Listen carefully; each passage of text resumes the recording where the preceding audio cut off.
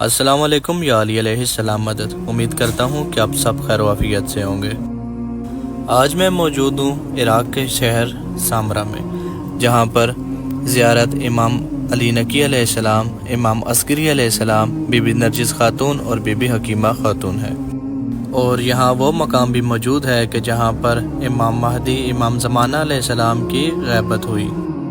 امام علی نقی علیہ السلام 10ویں امام ہیں اور 9ویں امام امام تقی علیہ السلام کے صاحبزادے ہیں اور 11ویں امام امام عسکری علیہ السلام کے والد محترم ہیں۔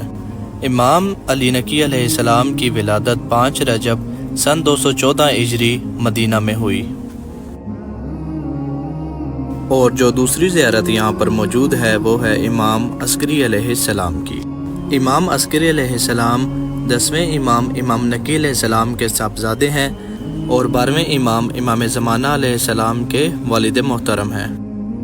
امام عسکری علیہ السلام کی ولادت 10 ربیع الثانی 232 ہجری مدینہ میں ہوئی۔ امام حسن عسکری علیہ السلام زیادہ تر محلہ عسکر میں رہے، جس کی وجہ سے امام حسن عسکری علیہ السلام کے نام کے ساتھ عسکری لگایا جاتا ہے۔ اور اس مقام پر جو تیسری زیارت ہے وہ زیارت ہے بی بی نرجس خاتون کی، جو کہ 11ویں امام امام حسن عسکری علیہ السلام کی زوجہ ہیں اور 12ویں امام امام زمانہ علیہ السلام کی والدہ محترمہ ہیں۔ بی بی پاک نرجس خاتون کی ولادت روم میں ہوئی، چونکہ بی بی پاک قیصر روم کی بیٹی لے کر آئے تو امام حسن عسکری علیہ السلام اپنے والد محترم کے ساتھ تھے۔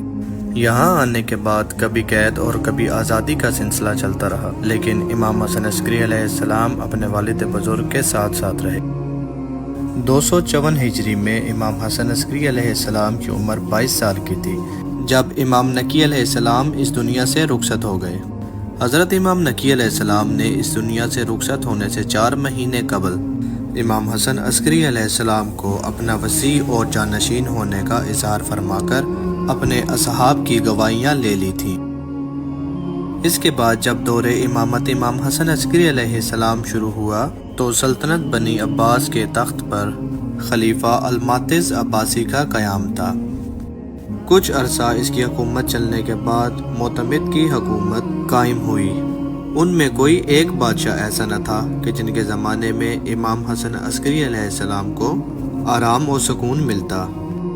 اس دور میں ان کے جتنے بھی حکمران تبدیل ہوئے، ان سب حکمرانوں نے سب سے زیادہ ضروری امام حسن علیہ السلام کو قید رکھنا سمجھا۔ اس کا خاص سبب رسول خدا صلی اللہ علیہ وسلم کی یہ حدیث تھی کہ میرے بعد میرے 12 جانشین ہوں گے اور ان میں سے آخری مہدی آخر الزماں ہوں گے اور قائم آل محمد ہوں گے۔ یہ حدیث برابر متواتر طریقے سے عالم اسلام میں گردش کرتی رہی۔ خلفائے بنی عباس خوب جانتے تھے کہ سلسلہ آل محمد کے وہ افراد جو نبی علیہ السلام کی صحیح جانشینی کے مصداق ہو سکتے ہیں، وہ یہی افراد ہیں، جن میں سے 11ویں ہستی امام حسن عسکری علیہ السلام کی ہے۔ اسی لیے انہی کا فرزند وہ ہو سکتا ہے جس کے بارے میں نبی صلی اللہ علیہ وسلم کی پیشن گوئی صحیح قرار پا سکے۔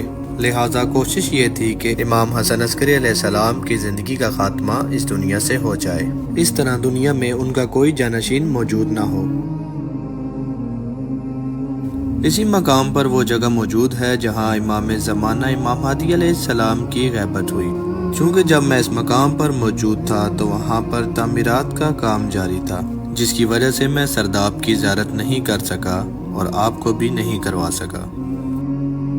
جب زائرین زیارات پر جاتے ہیں تو کافر کے سالار کا یہ حق بنتا ہے کہ تمام زیارات تفصیلاً ہر زائر کو کروائی جائیں۔ چونکہ یہ آج کل پیشہ بن چکا ہے تو سالار بس کچھ زیارات کرواتے ہیں اور کچھ مقام کی زیارت نہیں کرواتے۔ جیسے کہ پہلی مرتبہ جو بھی ظاہر جاتے ہیں انہیں تمام مقامات کے بارے میں معلومات نہیں ہوتی، تو یہ سالار کا حق بنتا ہے کہ ان کو تمام زیارات تفصیلاً کروائی جائیں۔ جب بذات خود میں پہلی دفعہ زیارات پر گیا، وہاں سے آنے کے بعد میں نے یوٹیوب پر ویڈیو دینی شروع کی، تو جب میں نے ان چیزوں کی تحقیق کی اور تفصیل سے ان چیزوں کو سمجھنے کی کوشش کی تو مجھے کئی مقام ایسے پتہ چلے کہ جب ہم وہاں موجود تھے تو ان مقامات کے بارے میں ہمیں غلط تاریخ سے آگاہ کیا گیا۔ امید کرتا ہوں کہ میری یہ زیارات آپ تک پہنچانے کی کوشش آپ کو پسند آئی ہوگی۔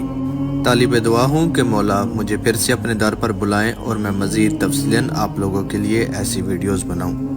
دعا گو ہوں اللہ کریم صدقہ واسطہ محمد و آل محمد کا آپ سب کو یہ زیارات کرنے کی شرف اور توفیق عطا فرمائے۔ میرا مولا حسین کریم آپ سب کو اپنے در پر بلائیں اور آپ سب کی جتنی بھی تمام تکلیفیں پریشانیاں ہیں ان سب کو دور فرمائیں۔